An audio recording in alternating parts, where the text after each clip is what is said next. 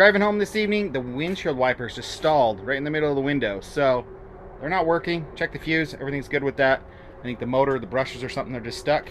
So I thought I'd bring you guys along, pull it out, talk to you a little bit about 12-volt motors in cars, HVAC motors, stuff like that. Shouldn't be a big deal to repair it. It's 11 o'clock at night. No part stores are open. The only part store is my garage. So let's see what we can do to fix it and bring it back to life. Or I can just put the dog. I can put you on the windshield, right? To keep all the bugs, the rain off. She would. A lot of these are about the same. This is for a windshield wiper, but the blower motor for the HVAC system is the exact same. Power windows is about the same. So bring you guys. Starter motors are pretty dang close too. A little bit different. So let's take this windshield wiper motor that failed on me and go through it real fast and see if we can rebuild it and put it back into service. So this is out of an 82 Volkswagen, but I actually pulled this one out of a 2000 Volkswagen and modified the two motors. I think I cut this out. I don't remember what I did. I did this like 4 years ago. I don't remember what I did to make this adapt into a 82 from a 2000, but I did it and it's been working fine since. Now it's been intermittent a few times. I don't use a wiper very often unless I'm just cleaning the windshield, but we're gonna go through. Let's look at the brushes in here, see if they're good. I did tap it lightly. Don't whack it with a hammer, but I did tap it lightly and I got it to work for a second, then it stalled out again. This particular motor style motor, because it's a windshield wiper, there's also contacts in here that go and then stop for your wipers, and it could also be that, but this part is going to be the same as pretty much any electric motor in the car. Pull that off. A lot of times the brushes are down on this end. This particular one, they're right there. We can just kind of clean that up. We got 3 brushes and some other garbage. But it could just be as easy as the brush not contacting, just sticking a little bit in the slide. You can see a little bit of debris on the contacts right there. Brushes, you can still see that the little wire, the copper wire that attaches, isn't bottomed out in the little chamber, so we still have a little bit of movement. But we can clean that up in there. I have found on a lot of electric motors, what the issue is just the ground between the housing and the, for the motor. So the ground on this one comes through here and actually goes through those little screws and attaches to the housing, but it's also everything in contact right here. You'd think that'd be enough, but a lot of times, sometimes if you just wiggle that or tighten those screws, this little mating surface in here, between here and here, is just lost ground. This particular one has 3 brushes, I believe. I could be wrong. Most just have 2 brushes, and the different speeds are located externally with resistors. But I believe this one has 3 brushes because 2 of them will operate. One is going to be ground, and one is going to be your low speed, and the other one is going to be your high speed. I believe so. I could be wrong. Usually like on a blower motor or something like that, usually you just have to take off the little squirrel cage. This comes out, 2 brushes. You pull off the back side and the brush will just pop out. This one is going to be a little bit different. Made in Germany. Bosch. Okay, there's my contacts. These could also be dirty. We'll clean those up a little bit. You just have a couple little wipers here. That one doesn't seem like it's bent down as far. Could be just needs a little more spring pressure. That could be it. Okay, we just pulled this part out. You can see the contacts on there, but then there was a little C-clip right down there. This little guy. Now we're able to pull the motor out. And all my brushes are going to spring in, but that's okay. Come on. There we go. Just want to clean up this. I found a lot of times just like steel wool works good. I have some 500 grit here. This really isn't that bad at all. One thing I found though, you really want to make sure is if you use steel wool or something, or even after you do this, clean out the little grooves in between, because sometimes those can get just brush material and they can short out in between themselves. So we'll just take a pick and we'll just kind of run it down those. Steel wool is the same. Steel wool is just very mild on it, and almost polishes it more than sands it. Look at that. Yeah, see? Nice smooth finish. But then you got to blow it out because you got little metal fibers everywhere. Shiny. We can see our brushes in there. Generally, there'll be little pin areas. You can put in little pins. These ones, you can see how good that brush still is. You know, that doesn't have much wear on it at all. Maybe 25% wear. But let's see if we can pull that up and get under it. Probably not. If not, we can just push it in and just kind of pull back on each one. It's a ball bearing. It's not even a bushing. Oh, good. That feels great. Okay. A lot of times in motors, it's just bushings. Like at that end, it's just going to be a bronze bushing. And so we want to put some light oil in there. Not motor oil is too thick. You usually use like a SA 10 or 20. If you don't have that, you just use a automotive like ATF, automatic transmission fluid, Dextron Mercon 3, 5, something like that. It's the SA 20 motor oil. This is usually for larger motors, like half horsepower, bigger motors, quarter horsepower or more. It even says right on it. This stuff is like SA 10 weight, super lightweight.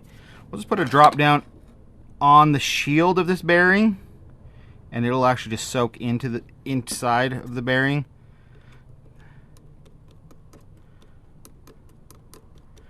We don't want enough that it's actually going to come back out and contaminate our brushes. And then I'll dry it up with a paper towel. Any extra?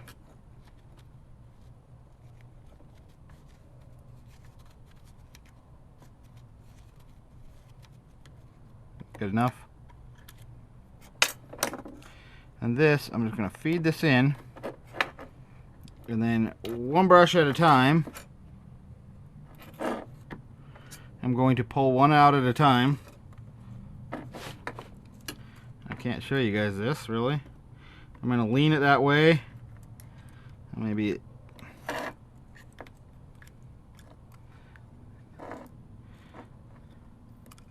this actually might not be for dual speeds.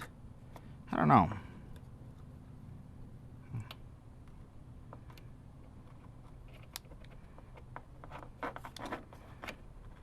Lean it. Lean it.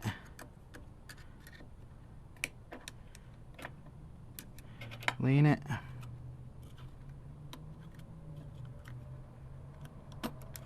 There we go. Back in, no problem. There we go. C-clips back on. That area right there looks a little, like it almost looks like I'm missing a chunk. Looks like something's supposed to have snapped off right there, and that might be my whole problem. Now that I'm looking at this. Interesting. Is this steel?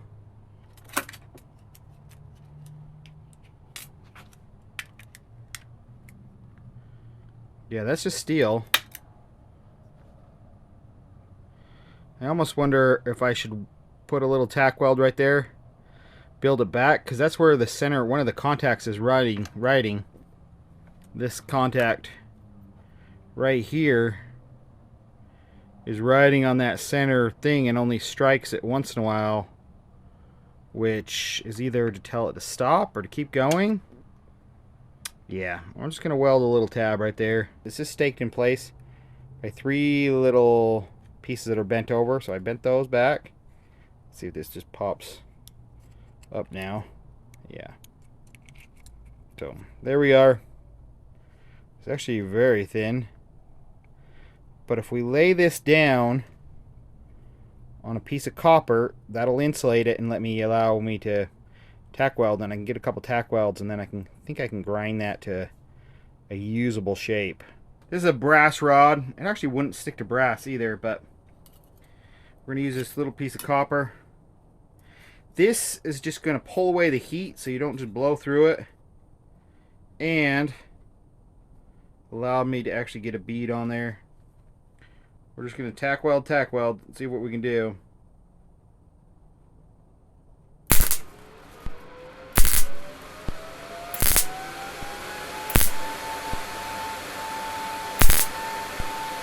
There, we got one finally. Oh yeah, the copper's hot. And it looks like it's sticking, but it's not. We'll get there.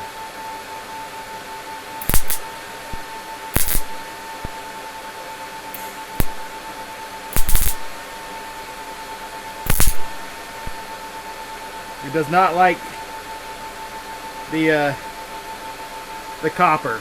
It does not blend with copper.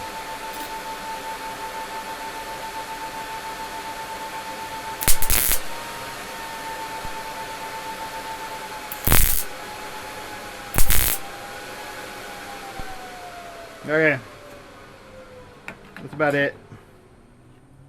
Let me dump that for a second, and then this should just pop right off. There. Doesn't bond to the copper at all. That's how you plug weld holes in auto body. And now I will just try to grind that flat and shape that into what it was before.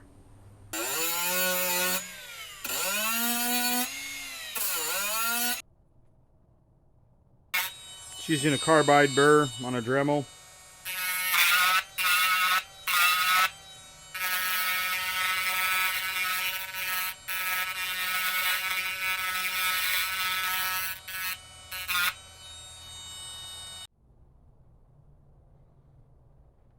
We're going to call that good.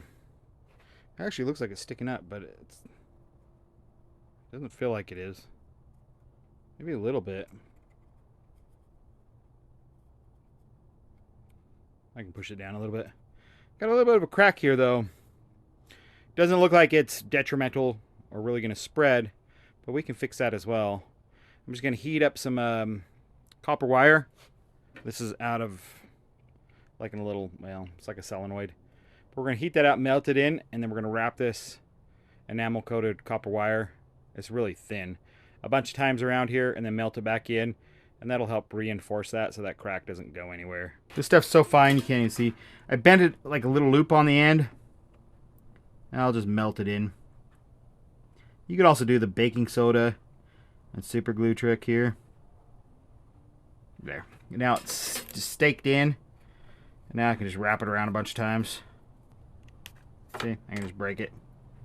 And I'll just melt in the other end, and then I'll just kind of melt those cracks a little bit. Just kind of melt this wire in as I go around. Nothing spectacular, just reinforces it. And we'll just close this back up, test those contacts, make sure everything works, and go from there. The middle, marked with an M, is that middle ring that's always touching the metal. The C is that little center tab I welded on. So when this goes around, if it connects, this will beep. Now let's go this way, yeah. There it goes. So it's connected, and then it should unconnect. There we go. Go full circle around.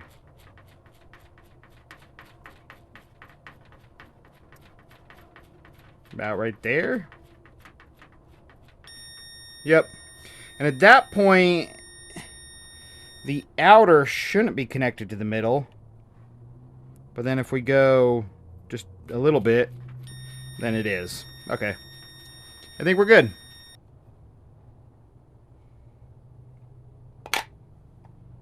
Again, one of the #1 reasons I see these motors fail is not a good ground to the bottom down here, especially because most of the time the brushes are down here.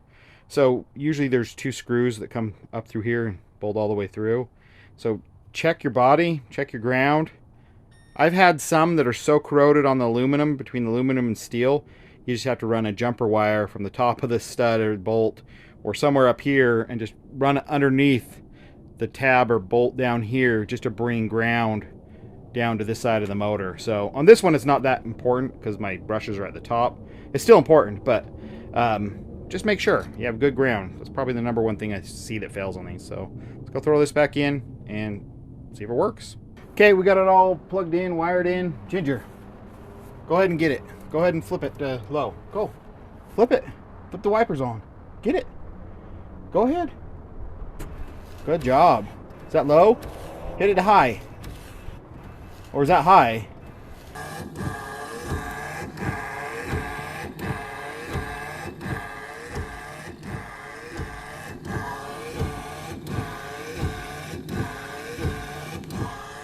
It's like mesmerizing. It stopped up a couple little times, just froze for a second, but it's been going for about a minute and a half now, 2 minutes, and it seems to be working just fine.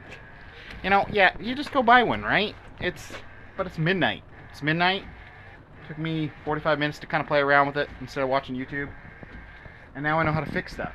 You know, you can fix your own things. You don't have to go out and buy it. I don't know how much they cost. Then you look it up. 100 bucks? Maybe I can find a $30 one, but that's not the point. Some of these things are way more expensive than they're worth. Like the HVAC motor in there, can't even find it.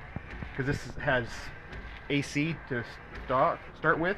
So the only motor I could even find that was sold a couple years ago was like $400, and I couldn't even find one. So there you go. Hopefully you guys enjoy that. Just a little bit of me playing. Garage lights kicked off. Look at this. Gotta love the boom. Look how bright it is. Midnight. Pitch black. Not with your garage lights. Go watch the video on that. But thanks for watching, guys. Have a good one. Bye. Ginger's ready to go somewhere.